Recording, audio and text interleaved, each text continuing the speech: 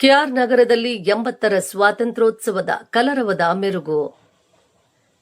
80ನೇ ಸ್ವಾತಂತ್ರ್ಯ ದಿನಾಚರಣೆಯ ಸಂಭ್ರಮದಲ್ಲಿರುವ ಭಾರತೀಯ ಪ್ರಜೆಗಳಾದ ನಾವುಗಳು ಸ್ವಾತಂತ್ರ್ಯಕ್ಕಾಗಿ ಹೋರಾಡಿ ತ್ಯಾಗ ಬಲಿದಾನ ಮಾಡಿದ ಮಹನೀಯರನ್ನ ಈ ದಿನದಂದು ನೆನೆಯಬೇಕೆಂದು ಶಾಸಕ ಡಿ ರವಿಶಂಕರ್ ಹೇಳಿದರು.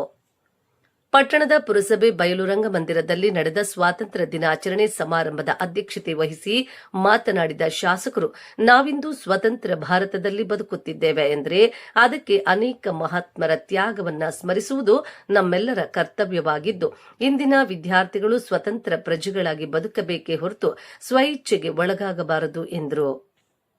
ಗ್ಲಾಸ್ಗೋ ಕಾಮನ್ವೆಲ್ತ್ನಲ್ಲಿ ಕಂಚಿನ ಪದಕ ವಿಜೇತೆಯಾದ ಕೆಎಸ್ ಶಿಲ್ಪಾ ಶೈಲಾ ಗ್ರಾಮೀಣ ಭಾಗದಲ್ಲಿ ಜನಿಸಿದ ಇವರು ತಮಗೆ ಎದುರಾದ ಸವಾಲುಗಳನ್ನು ಛಲದಿಂದ ಸ್ವೀಕರಿಸಿ ಇಂದು ಅಂತಾರಾಷ್ಟೀಯ ಮಟ್ಟದಲ್ಲಿ ಹೆಸರು ಮಾಡಿ ಭಾರತಕ್ಕೆ ಅಲ್ಲದೆ ನಮ್ಮ ತಾಲೂಕಿಗೆ ಕೀರ್ತಿ ತಂದಿದ್ದಾರೆ ಎಂದು ಬಣ್ಣಿಸಿದರು.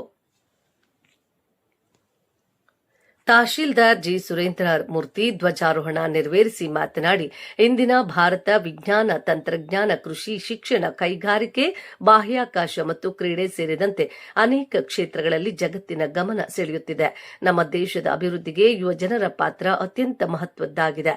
ಪ್ರತಿಯೊಬ್ಬ ಯುವಕ ಯುವತಿಯರು ಶಿಕ್ಷಣ, ಕೌಶಲ್ಯ, ಶಿಸ್ತು ಮತ್ತು ದೇಶಭಕ್ತಿಯನ್ನ ಬೆಳೆಸಿಕೊಂಡು ಉಜ್ವಲ ರಾಷ್ಟ್ರ ನಿರ್ಮಾಣಕ್ಕೆ ಕೈಜೋಡಿಸಬೇಕೆಂದು ಮನವಿ ಮಾಡಿದರು.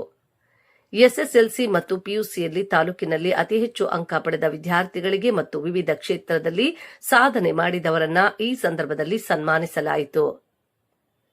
ಈ ಕಾರ್ಯಕ್ರಮದಲ್ಲಿ taluk panchayat EO Kuldeep, BEO R Krishnappa, Kannada Sahitya ಪರಿಷತ್ತಿನ ತಾಲೂಕು ಅಧ್ಯಕ್ಷ ಡಿಂಡಿಮ ಶಂಕರ್, ಪುರಸಭೆ ಮಾಜಿ ಅಧ್ಯಕ್ಷ ಕೋಳಿ ಪ್ರಕಾಶ್, ಮುಖ್ಯಾಧಿಕಾರಿ ಜೆಎಸ್ ರಮೇಶ್, ಗ್ಯಾರಂಟಿ ಯೋಜನೆಗಳ ಅನುಷ್ಠಾನ ಸಮಿತಿ ಅಧ್ಯಕ್ಷ ಎಂಎಸ್ ಮಹದೇವ್, ರೈತ ಪರ್ವ ಗೌರವಾಧ್ಯಕ್ಷ ಜೆಎಂ ಕುಮಾರ್, ಮುಖಂಡರಾದ ಎಂಜೆ ರಮೇಶ್, ಗಡ್ಡ ಮಹೇಶ್, ತಿಮ್ಮಶೆಟ್ಟಿ ಸೇರಿದಂತೆ ವಿವಿಧ ಇಲಾಖೆಗಳ ಅಧಿಕಾರಿಗಳು ಮತ್ತು ಮುಖಂಡರುಗಳು ಹಾಜರಿದ್ದರು.